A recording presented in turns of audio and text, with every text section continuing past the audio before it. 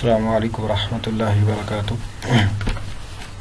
دوستو آپ سب کا کیا حال ہے؟ آج میں آپ لوگوں کے لیے ایک اور زبردست سی ویڈیو لے کر حاضر ہوا ہوں۔ دوستو آج کا جو وظیفہ میں آپ لوگوں کے سامنے پیش کرنے والا ہوں وہ نبوی عمل ہے، نبوی وظیفہ ہے، حضور صلی اللہ علیہ وسلم کا بتایا ہوا عمل ہے۔ دوستو ایز اے مسلم ہم یہ بلیو کرتے ہیں کہ حضور صلی اللہ علیہ وسلم نے جو بھی ہمیں ٹانک، جو بھی ہمیں وظیفہ، جو بھی ہمیں عمل بتایا یا جس کام کا بھی ہمیں حکم دیا اس کو کرنا ہم اپنے لیے ضروری سمجھتے ہیں اور سمجھنا بھی چاہیے۔ بعض حضور صلی اللہ علیہ وسلم کے احکامات ایسے ہیں جو حکم کے درجے میں، اور کچھ جیسے کہتے ہیں کہ ایک ماہر ڈاکٹر جب آپ کو کوئی رائے دیتا ہے تو وہ اس کی حیثیت اور ہوتی ہے، وہ فرض کے درجے میں نہیں آتے، لیکن اس میں بہتری ہوتی ہے کہ اگر ہم اس طرح کی ڈاکٹر صاحب کی ماہرانہ جو رائے ہوتی ہے اگر ہم اس کو ایکسیپٹ کر لیں تو کچھ حضور صلی اللہ علیہ وسلم کے بتائے ہوئے اعمال ایسے بھی ہیں جن کو کرنا اگرچہ فرض اور واجب کے درجے میں نہیں ہوتا، لیکن کر لینے میں ہی عافیت ہوتی ہے، کر لینے میں ہی ہماری راحت ہوتی ہے، ہمارا فائدہ ہوتا ہے۔ تو دوستو آج میں جو نبوی عمل، نبوی وظیفہ آپ لوگوں کے سامنے پیش کرنے لگا ہوں وہ رزق کی برکت کے بارے میں ہے، رزق کی اندر فراوانی، رزق کے اندر ہم کیسے کشادگی کر سکتے ہیں اور اپنے حلال رزق کے اندر ہم کیسے برکت لا سکتے ہیں۔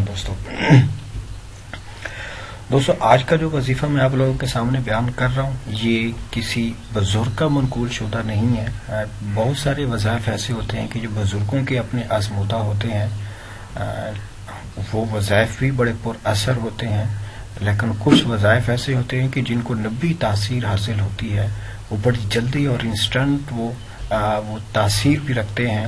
اگر کوئی صدق کے دل سے، یقین کامل سے، امید کامل سے اللہ تعالیٰ پہ اس طرح کی ہوپ رکھ کے جب وہ وظیفہ کرتا ہے تو اللہ تعالیٰ ضرور اپنے بندے کی رہنمائی فرماتے ہیں۔ تو دوستو میں آپ لوگوں کو شاید پچھلے کچھ ویڈیوز میں ایک حدیث کوٹ کر چکا ہوں کہ ایک حدیث میں آتا ہے کہ حضور صلی اللہ علیہ وسلم نے ارشاد فرمایا کہ مومن بندے کی جو تکلیف ہے وہ اللہ تعالیٰ کو بالکل بھی پسند نہیں ہے۔ ایک حدیث میں آتا ہے کہ حضور صلی اللہ علیہ وسلم نے ارشاد فرمایا کہ جب مومن بندے کی ایک جیب میں پیسے ہوتے ہیں وہ پھر دوسری جیب میں ہاتھ ڈالتا ہے تو اس ایک سیکنڈ کی جو مومن بندے کو پریشانی آتی ہے اللہ تعالیٰ کو دوستو یہ بھی برداشت نہیں ہے۔ تو اس سے آپ اندازہ لگا سکتے ہیں کہ ہم آج کل کے اس ہمارے معاشرے میں بہت زیادہ ہم لوگ رزق کے لیے بہت ہی زیادہ پریشان ہیں۔ اس کے لیے ہم بہت کچھ ہی یوں سمجھ لے کے کر گزرنے کے لیے تیار ہوتے ہیں۔ اللہ تعالیٰ کے راستے کی، اللہ تعالیٰ کی لیمٹس کو، حدود کو کراس کرنے کے لیے ہم بہت کچھ کر جاتے ہیں دوستو۔ تو دوستو اگر ہم اللہ تعالیٰ کی احکامات کو جب ہم پورا کرتے ہیں، حضور صلی اللہ علیہ وسلم کے بتائے ہوئے اعمال کے اوپر عمل کرتے رہتے ہیں تو پھر رزق تو کوئی بڑی بات ہی نہیں ہے دوستو۔ رزق تو اللہ تعالیٰ کافروں کو بھی دے دیتا ہے، تو انسان تو ویسے بھی مسلمان ہو، پھر موحد ہو، اللہ تعالیٰ کے اوپر یقین رکھنے والا ہو، اس کے لیے تو اللہ تعالیٰ رحمت کے دروازے ایسے کھول دیتا ہے کہ ہم اس کا سوچ بھی نہیں سکتے۔ تو دوستو قرآن پاک کی ایک سورت ہے، تھوڑی بڑی سورت ہے، شاید آپ نے پہلے ان کا نیم سن رکھا ہوگا، سورۃ الواقعہ کے نام سے ہے۔ حضور صلی اللہ علیہ وسلم نے ارشاد فرمایا کہ جو بندہ چاہے کہ اس کے رزق میں برکت ہے، اس کے رزق میں فراوانی ہے، تو اس کو چاہیے کہ مغرب کی نماز کے بعد یہ سورۃ الواقعہ پڑھا کریں۔ تو دوستو میں آپ لوگوں سے گزارش کرنا چاہتا ہوں، علماء نے اس حدیث کے ضمن میں ایک بڑی ہی لاجواب بات لکھ رکھی ہے۔ فرماتے ہیں کہ بڑی شومی قسمت ہے، بڑی ہماری کم ظرفی ہے، بڑی ہماری نالائقی ہے کہ ہم جسٹ اس اپنی رزق کی برکت کے لیے، جسٹ ہم اپنے رزق کو بڑھانے کے لیے ہم نماز بھی پڑھیں اور پھر ہم سورۃ الواقعہ بھی پڑھیں۔ دوستو ایک بات یاد رکھیں کہ جب ہم اللہ کا کام کرتے ہیں تو پھر اللہ تعالیٰ ہمارے کام آٹومیٹک ہی کر دیتا ہے۔ تو آپ نے صرف یہ نیت نہیں رکھنی کہ میں نے اپنے رزق کی بڑھوتری کے لیے، رزق کے اندر فراوانی کے لیے یہ میں وظیفہ کر رہا ہوں، آپ نے اس حدیث کے اوپر عمل کرنا ہے۔ تو دوستو آپ نے جب بھی یہ وظیفہ کرنا ہے تو آپ نے اس نیت سے آپ نے یہ عمل کرنا ہے کہ حضور صلی اللہ علیہ وسلم کا بتایا ہوا یہ طریقہ ہے۔ آپ یہ سورۃ الواقعہ پڑھ رہے ہیں، قرآن پاک پڑھنے میں تو ہم اس کے ثواب کا تو سوچ ہی نہیں سکتے، اور اس کے ساتھ ساتھ ہم جب قرآن پاک پڑھیں گے تو ہمیں اس کا ثواب علیحدہ ہوگا، پھر اس کے ساتھ ساتھ آپ جب نماز پڑھیں گے تو اس کا ثواب تو آلریڈی بہت ہی زیادہ ہوتا ہے دوستوں. تو اب جسٹ رزق حاصل کرنے کی نیت سے، جسٹ مال و دولت حاصل کرنے کی نیت سے یہ وظیفہ نہیں کریں دوستوں. اس وظیفے کے ضمن میں علماء نے یہ بہت ہی یوں سمجھ لیں کہ امپورٹنٹ یہ نوٹ نیچے لکھا ہے کہ آپ جسٹ رزق کی نیت سے، رزق حاصل کرنے کی نیت سے نہیں کریں. نیت اچھی کر لیں کہ ہم اللہ تعالیٰ کی احکام کو پورا کر رہے ہیں، ایک حکم کو پورا کر رہے ہیں کہ نماز پڑھ رہے ہیں، سورۃ الواقعہ قرآن پاک کی بہت بڑی صورت ہے، ہم اس کو پڑھ رہے ہیں. تو جب ہم اس نیت سے اللہ تعالیٰ کا کام کر رہے ہیں تو پھر اللہ تعالیٰ لازمی بات ہے کہ ہمارے رزق میں بڑھوتری ہوگی، ہمارے رزق میں برکت ہوگی انشاءاللہ.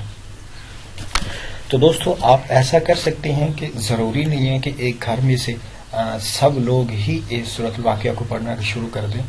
مطلب پڑھ لیں پھر تو بہت ہی اچھی بات ہے، لیکن تھوڑا یہ ہارڈ ہو جاتا ہے. آپ گھر کے جتنے بھی فرد ہیں ان میں سے کسی ایک کی اگر ایسی ڈیوٹی آپ گھر میں سے، ہمارا ماحول ابھی اتنا زیادہ گندا نہیں ہوا کہ ہم ایک ہی گھر میں سارے لوگ ہی نماز نہ پڑھتے ہوں.